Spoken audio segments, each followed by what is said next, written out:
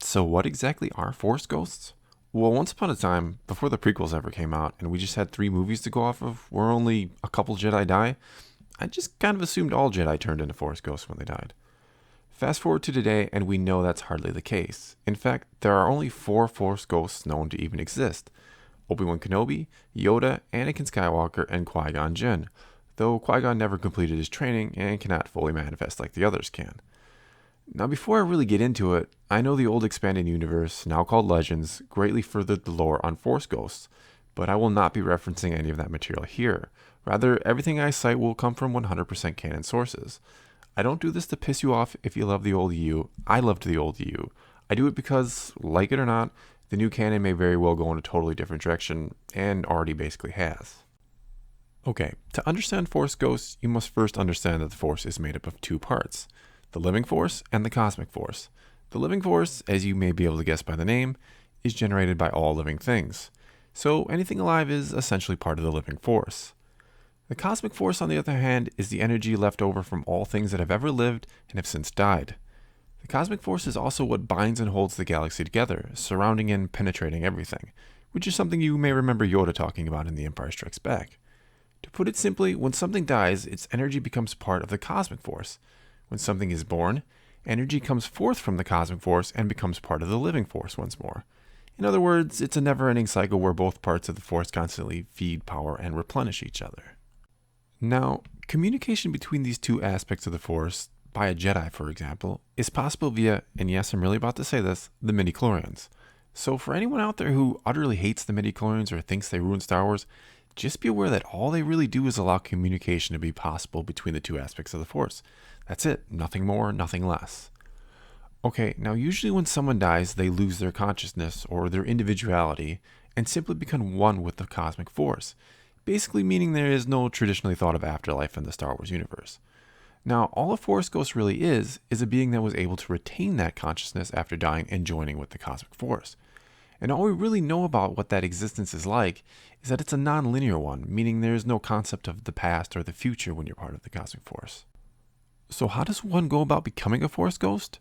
Well, thanks to Season 6 of the Clone Wars, we actually get a glimpse into the start of Yoda's training to become one. During the waning days of the Clone Wars, Yoda hears the voice of Qui-Gon Jinn, who of course we know died in Episode 1.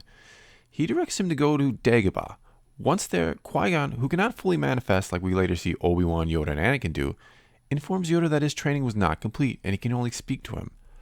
After Qui-Gon lets Yoda know that the dark side is even more powerful than was thought, and that the survival of the Jedi is at stake, he tells Yoda he may be needed after death to save the Jedi, and sends Yoda to a planet that was the origin of all life in the galaxy. Once there, Yoda encounters a strange priestess who seems to be broken into 5 different aspects, each representing a different emotion. From her, Yoda eventually learns that he was chosen to be a Force Ghost or receive the Great Gift, as they call it, because of something he will eventually do, training one who will right a great imbalance in the Force, and I'm guessing you can figure out who that trainee will eventually be. Yoda also learns that the key to maintaining your consciousness within the cosmic force after death is to overcome all fear and give up all attachments. Yoda thinks he has already accomplished this, but the priestess puts him through a series of tests which reveals to Yoda just how wrong he is. She then goes on to tell him that to succeed he must spend his life practicing, which answers the question, just what did Yoda do with all that time on Dagobah waiting for Luke to one day show up? It also explains how Obi-Wan spent most of his time on Tatooine. As you may recall, at the end of Episode 3, Yoda tells Obi-Wan he's going to teach him how to commune with his old master, Qui-Gon Jinn, and that he'll even have training for him during his time on Tatooine.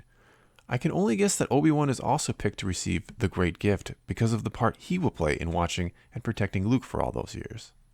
So just what can Force Ghosts even do? Here's where we move more into speculation. Probably the most interesting line about Force Ghosts comes to us from The Empire Strikes Back.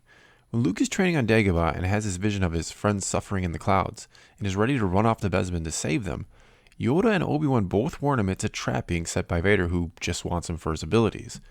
When Luke is still insistent on going, Obi-Wan says to him, "If you choose to face Vader, you will do it alone. I cannot interfere." What exactly does he mean by that? Is Obi-Wan unable to interfere because somehow the Force prevents him from doing so? Are there rules or restrictions to being a Force Ghost? Is Obi-Wan limited as to where and when he can manifest himself, and what he can do or say when he does? Does he not want to interfere because he would reveal to Darth Vader that an existence after death is possible? The Sith, we know, are interested in immortality because they know, or at least they believe, there is nothing waiting for them after death other than losing your consciousness and becoming one with the Force. So perhaps Obi-Wan refuses to appear to Vader for fear of letting Vader know there can be something after death. It might, after all, be very dangerous for the Sith to learn about this power. That would, of course, lead me to wonder why Obi-Wan told Vader in A New Hope that if you strike me down, I will become more powerful than you can possibly imagine. He also did kind of disappear on him, so maybe it doesn't matter that Vader knows about this power. Or maybe this was Obi-Wan's not so subtle way of letting him know that the light path can lead to possibilities that the dark ones simply cannot. Who knows? So I'm going to assume that Obi-Wan says this line to Luke either because the Force somehow prevents him from interfering in the epic struggle of dark versus light, at least directly, or because even if he did show up, there is nothing he could do anyway. And I honestly think that's it. That he couldn't do anything during their encounter because Force Ghosts really can't do anything. Meaning, I don't think they can really interact with the physical world or manipulate it in any way. They can just show up and talk to people. And speaking of that, I don't think the Force Ghost can appear to and talk to just anyone. You likely have to be Force sensitive and their intended target, if you will. I mean, no one but Luke seemed to notice the 3 glowing blue ghosts that appeared at the Ewok village after the Battle of Endor. I also don't think that the Force Ghosts are somehow limited in what they can say. They just have a whole new perspective on things, and likely more knowledge, thanks to now being a part of the Cosmic Force. And as part of the Cosmic Force, they're probably more interested in keeping things balanced rather than tipping the scales in favor of one particular side. I'll cite something Qui-Gon told Yoda during their initial encounter on Dagobah. Yoda flat out asked Qui-Gon if he could tell him who the Sith Lord is they're looking for. Qui-Gon tells him no, that he can't tell him, that the best he can do is show him a place where he may find some answers. And that place was the Dark Side Cave on Dagobah, the very cave Yoda would direct Luke to enter many years later. This all brings up a very interesting question. Just how did Darth Vader, or Anakin Skywalker, learn how to become a Force Ghost? I have a couple theories, but I'll only touch on what is the simplest, though maybe lamest. I'd guess that he too was chosen for the great gift for his part in bringing balance to the Force. But unlike for Yoda and ObiWan, there was just no training required. It would also help explain why his body didn't disappear after death because he didn't become one in the traditional sense. It also kind of helps explain why Qui-Gon's body didn't disappear because his training was incomplete and hence he didn't become one in the traditional sense either. Okay, now time for the big question. Will we see Yoda, Obi-Wan, or maybe even Anakin's Force Ghost in Episode 8? Personally, I'd be surprised if we didn't see at least one of them, if not all 3. We've already gotten the voice of Obi-Wan speaking to Rey in Episode 7, so I think Episode 8 will take it to the next step and show us, at the very least, Obi-Wan. Also, knowing that Force Ghosts exist where there is no real concept of time would imply to me that they can keep showing up forever if they so decide. That being said, and as I've alluded to, I think they pick their moments to show up carefully. They don't just pop up all the time to hang out with Luke. It would also make for better storytelling if they don't constantly show up to give critical information every time the need arises.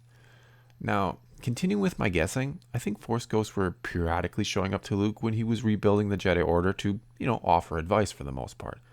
If you recall, I even said earlier that Qui-Gon had told Yoda that he may be needed after death to help the Jedi to survive.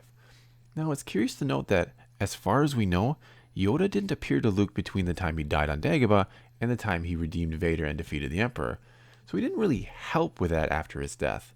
So Qui-Gon may have told Yoda this because what he would actually be needed for after death was helping Luke train and rebuild the Jedi Order, and the Jedi would be needed to keep balance in the galaxy, which is what I believe the Force Ghosts ultimately want. Now, I also don't think Luke has been visited by any Force Ghosts since Ben Solo turned to the dark side and became Kylo Ren, and I think this has been Luke's choice, which yes, implies I believe that you can reject their visits if you know what you're doing. I think Luke is resentful that they didn't warn him of Ben's impending turn, that they helped him build this new Jedi Order only to watch it be destroyed. I think Luke went searching for the first Jedi Temple because he doesn't believe in the ways of the Jedi anymore, or at least the prequel era Jedi, and wants to know what the first Jedi believed and how they used the Force. I even believe he's considering how to use and control the dark side, for good of course, and this just doesn't sit well with the Force Ghosts. Furthermore, I think the Force Ghosts, or at least Obi-Wan, are trying to direct Rey to Luke in the hopes of stopping him from this new path. It also plays in with the title of Episode 8, The Last Jedi, because Luke fully intends to be the last Jedi of his kind. I even think it may have been Obi-Wan that helped Anakin say her call to Rey, and he may even been responsible for causing the Force vision she had when she touched it.